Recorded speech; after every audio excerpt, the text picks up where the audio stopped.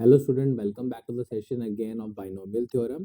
पिछली क्लासेस तक हमने काफी कुछ डिस्कस कर लिया बाइनोमियल थ्योरम में। Today we will proceed further from where we have stopped. ठीक है, तो भाई ध्यान से पढ़ो properties of binomial theorem using binomial expansion. उससे पहले देखो, इसमें ऑब्वियसली प्रॉपर्टी 1 में आने से पहले कुछ छोटी मोटी चीजें लिखी हुई हैं। रिवीजन पॉइंट ऑफ व्यू कह सकता हूं मैं। जैसे पहली चीज जिसमें आपको मैं नोट करवाऊंगा, दैट इज नथिंग बट ये एक्सप्रेशन जो हमें पता है कि 1 प्लस एक्स की पावर एन में NC0, NC1, NC2, NC3 जैसे बाइनोमियल कॉफिशिएंट आते हैं, और x की पावर जो है वो डिपेंड करती है lower index of that binomial coefficient. ठीक है, जैसे कि NC0 के साथ x की पावर 0 आता है, NC1 के साथ x की पावर 1 आता है, NC2 के साथ x की पावर 2 आता है, NCn के साथ x की पावर n आता है। ठीक है, और इसमें ये चीज और खास बोली गई है कि आपको कुछ अगर खास मतलब खास क्या, अगर आप इसको ऐसे समझो कि 1 प्लस एक्स की पावर एन को ही हम x प्लस 1 की पावर एन लिख सकते हैं, because addition is always always competitive ना भाई, a plus B is equal to B plus ए।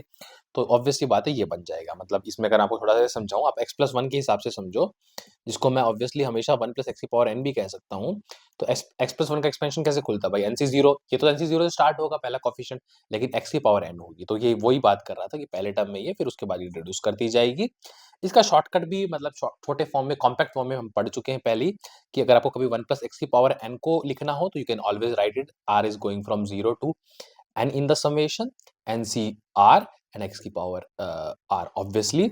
लेकिन अगर आप x प्लस 1 की पावर n लिख रहे हो, वो बात ठीक है, as value they both are equal, but when we go in a sequence way, first term second term, then we always have to keep in mind कि इसमें थोड़ा सा ऐसा ये वेरिएशन आता है, दैट इज NCr और x की पावर n माइनस r वाला।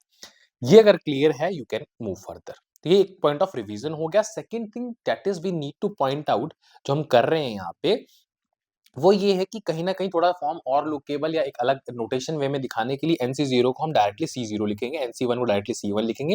मतलब ऊपर की टॉपी हटाई जा रही है, दैट इज सिंपल सा, जो ऊपर का हमारा इंडेक्स है उसको हटाया जा रहा है। ठीक है, मतलब ऊपर n हटाया जा रहा है, मतलब वो एक अलग वे बोला जा रहा है। मतलब कुल मिला के ये कहना चाह रहे हैं, अगर कहीं NC1 की जगह C1 लिख दिया हो तो बाय डिफॉल्ट अंडरस्टैंड वो NC1 ही लिखा होगा। ठीक है, हम बार बार n को ना लिखेंगे, थोड़ा टाइम बचाएंगे और थोड़ा और कॉम्पैक्टेबल लुकेबल फॉर्म में बना लेंगे। ठीक है, तो ये चीज बस एक आपको एक एज अ कह दे एक चीज, मतलब थ्योरी बताई गई कि ट्राई टू अंडरस्टैंड। तो उसी वे में इसको थोड़ा मॉडिफाई कर ही लेंगे। अगर एन को रिमूव करे तो एन यहाँ भी रिमूव करके दिखाना पड़ेगा, एंड सो ऑन। यहाँ पर भी आप दिखाओगे, मतलब कॉफिशिएंट में यहाँ नहीं कि मैं बोलेंगे यहाँ भी एन रिमूव कर देता हूँ भाई, तो एक्स पावर माइनस आर बन जाएगा। नहीं, वहां तो आपको इस चीज को शो करना पड़ेगा that how an is involve in this. ठीक है, बट सी में इस चीज को अगर आप कर रहे हो तो बाय डिफॉल्ट मान लिया जाएगा कि एन लगा हुआ है उसके ऊपर। ठीक है, now let's come to the property number 1। Property number 1 as such क्या बोलती है, थोड़ा सा बैकग्राउंड डेवलप कर देता हूँ प्रॉपर्टी 1 का, और फिर प्रॉपर्टी 1 क्या बोलना चाह रही है वो तो मैं अभी भी समझा सकता हूँ, बट उसके आफ्टर थोड़ा समझाऊंगा तो बहुत और एक्स्ट्रा चीजें आपको क्लियर होंगी।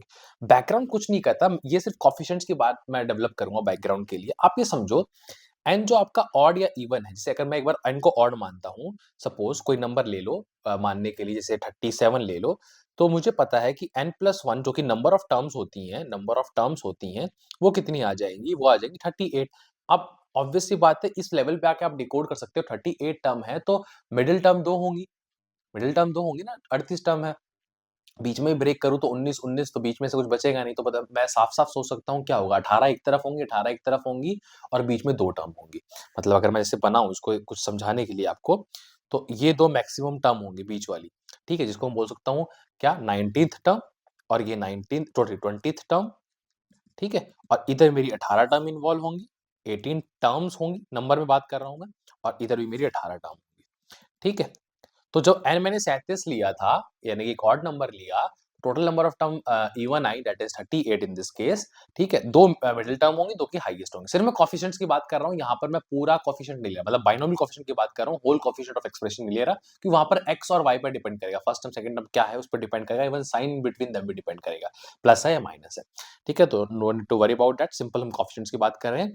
तो एक चीज और ध्यान रखनी है आपको, इसमें जो मेन बात मैं वैसे भी डिस्कस कर लेता हूँ, दैट इज ये क्या है कि हमेशा इंक्रीज कर रहा है। बाइनोमियल एक पॉइंट पे आके जब मैक्सिमम यहाँ पर पहुंचा, इसी में डिस्कस कर लेते हैं, अलग से बनाने की जरूरत नहीं है।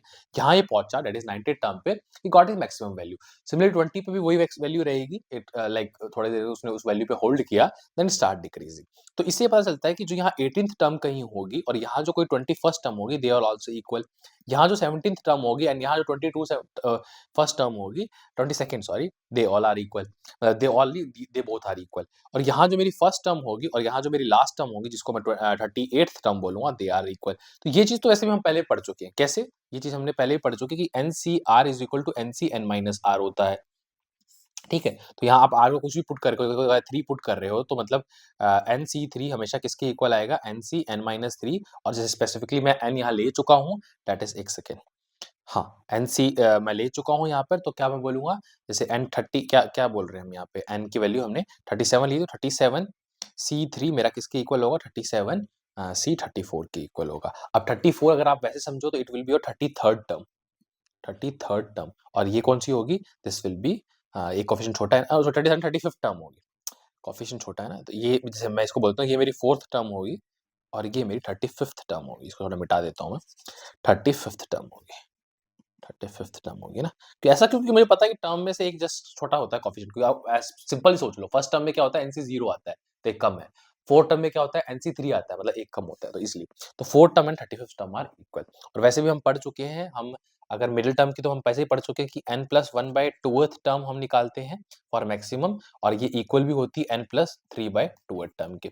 इस केस में चेक भी कर सकते हो, एक पॉइंट ऑफ रिवीजन भी हो जाएगा आपका। ये 37 था, 38/2 यानी कि 90th टर्म, और यहाँ पे 37 था यानी 40/2 एंड 20th टर्म वो सेम है।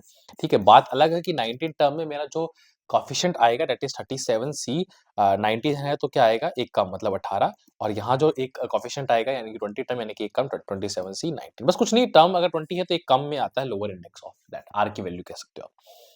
तो कुल मिला के ये चीज मुझे समझ आ चुकी है, and now we can move to further things also. ठीक है, तो यही है। अगर हाँ, बस थोड़ा सा इसमें एक वेरिएशन तो क्या कहूंगा, ये कह सकते हो आप कि वैल्यू एक हो जाएगी अगर मेरे पास n की वैल्यू इवन होती, क्योंकि n की वैल्यू अगर इवन होती, फॉर एग्जांपल 60 ले लिया आपने, तो नंबर ऑफ टर्म्स यानी कि n+1 61 हो जाएंगे। तो ऑब्वियसली बात है 30 टर्म यहाँ और 30 टर्म यहाँ, 30 टर्म्स बोलूंगा, मतलब नंबर ऑफ टर्म्स, और 30 टर्म्स यहाँ पर, और एक मिडिल टर्म होगी that is 31st term. In fact फॉर्मूले से भी निकाल सकते हैं, हमें पता है n+2/2th टर्म बोलते हैं हम, दैट इज द हाईएस्ट और द मिडिल टर्म। ऑब्वियसली आप पुट करोगे 60 + 2 यानी कि 62/2 दैट इज 31st टर्म आ जाएगी। बात वो अलग है, 31st टर्म में आपका सपोज 60 C 30 होता है, एक कम होता है। ऑब्वियसली यहाँ पर और यहाँ पर जो ये वैल्यू जो मैं सामने सामने बना रहा हूँ, ये इक्वल होती हैं, considerating the formula NCR is equal to NCn-R coefficient के वाइज। अदरवाइज आप नंबर तो हमेशा उनका एक वैसे निकाल सकते हो, मतलब इसी के बिहाफ पे फिर आप नंबर सोच पाओगे। फिर जैसे मैं अगर फॉर टाइम बिंग अगर मैं आपको कह दूं कि जैसे इसी केस में 30C 12 it should be equal to, sorry 60C 12 should be equal to 60C 48। तो ये तो चलो वैसे फॉर्मूले से भी दिख रहा है मुझे है, लेकिन अगर मुझे नंबर ऑफ टर्म बतानी है तो मुझे पता है ये आएगा, ये वाली जो कोफिशिएंट ये आएगा 13th टर्म में, क्योंकि एक कम होता है यहाँ पर नंबर ऑफ टर्म से, और ये आएगा मेरा 49th टर्म में, 49th टर्म में। तो इससे मैं कह सकता हूँ कि 13th term will be equal to 49th term. ठीक है, तो मतलब जितना और एक चीज और भी इसमें समझो, 13th term from starting is equal to 13th term from last भी कहते हैं। मतलब समझ रहे हो इस चीज को कि पहली टर्म जैसे पहली टर्म और लास्ट टर्म सेम है, second term second last term same है, ऐसे सभी समझा जा सकता है। ठीक है, इसमें कोई डाउट नहीं होगा, एंड मेरे ख्याल से चीजें बहुत क्लियर भी हो रही होंगी आपको। ठीक है, फाइन। तो ये चीजें आपको वैसे क्लियर होनी चाहिए। तो इसमें जो एक हाँ, अब जब हम आते हैं पॉइंट पे, ये बैकग्राउंड डेवलप करके इसमें ये लिखा है the term equidistance from the beginning and the end. ठीक है, मतलब एंड लास्ट टर्म और फर्स्ट टर्म इक्वल है, सेकंड टर्म और सेकंड लास्ट टर्म इक्वल है, ये बात करी गई है हमारी इसमें। एक और प्रॉपर्टी देख लेते हैं, then the next rest thing we will see in the next class. हाँ, ये बड़ा इजी प्रॉपर्टी है, समहाउ पहले भी डिस्कस कर चुके हैं। The sum of the binomial coefficient in the expansion of 1 + x की power n is equal to 2 की पावर n। ये याद भी होना चाहिए, और इसका डेरिवेशन भी कुछ बड़ा नहीं है। 1 + x की पावर n हम जानते हैं NC0 x की पावर 0 + NC1 x की पावर 1, एक सेकेंड, NC1 x की पावर 1 and nc2 x की power 2 and so on ncn x की पावर n। और एक बात बड़ी ध्यान रखनी है कि x इक्वल टू जैसे ही मैं 1 पुट करूंगा तो आई विल गेट 2 की पावर n, और राइट हैंड साइड भी मेरा फ्री हो जाएगा फ्रॉम योर x। तो nc0 nc1 मतलब खाली कोफिशिएंट बचेंगे, तो ऑब्वियसली मुझे पता चल जाएगा कि सम ऑफ कोफिशिएंट क्या है, दैट इज 2 की पावर n। ठीक है, और भी कोई एक्सप्रेशन हो तो वहां भी मैं मतलब जनरली मेरी प्रैक्टिस यानी क्वेश्चंस में भी मैं x को पुट कर सकता हूँ according to my need. 2 put करना हो, 1 पुट करना हो, जैसे मुझे यहाँ पर सम ऑफ कोफिशिएंट निकालना था तो मुझे पता है कि मैं 1 ही पुट करूंगा, 2 पुट करके मैं कुछ इसका सम जरूर निकाल लेता। किसका सम मैं आपको ऐसे ही शो कर देता हूँ ताकि थोड़ी आपकी अंडरस्टैंडिंग डेवलप हो जाए।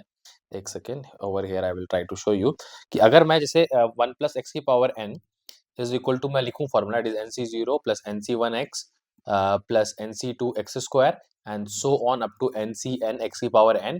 और इसमें सपोज मैं x की वैल्यू 3 पुट कर देता हूँ तो 4 की power n on the left hand side आ जाएगा, right hand side is will become nc0 plus 3 nc1 plus 3 का स्क्वायर यानी कि 9 nc2 प्लस 3 का cube that is 27 nc3 and so on last में जो भी है। तो इसमें आपको इस मान लो सपोज इसका आंसर पूछा हो तब आप अकॉर्डिंगली क्वेश्चन में एन सॉरी एक्स की वैल्यू 3 पुट कर सकते हो, मतलब व्हाटएवर जो भी आस्क है। तो यहाँ मुझे मेरे से पूछा जो गया था दैट इज इसका मतलब कोफिशिएंट का सम, तो मुझे वहाँ 1 पुट करना पड़ेगा इंटेंशनली तभी तो मुझे वो मिलेगा। 2 पुट करके मुझे कोफिशिएंट का सम नहीं मिलेगा, मुझे कोई अलग से एक्सप्रेशन का सम मिल जाएगा। तो बात समझ रहे हो, that is what I want to discuss in this lecture. और बाकी जो प्रोसीडिंग हमारे पास properties and all this thing we are going to discuss in the next class. Till then keep learning, keep watching this lecture for the best of your results. Okay, thank you so much for attending class. We will meet soon in the next class.